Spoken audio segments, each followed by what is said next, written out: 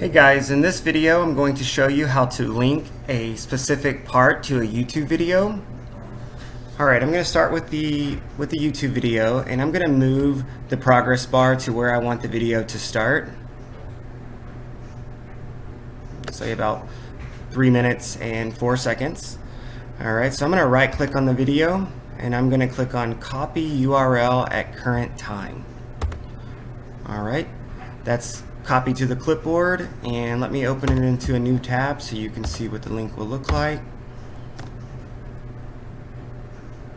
And you see now that the video started at 3 minutes and 4 seconds, exactly where I wanted the video to start.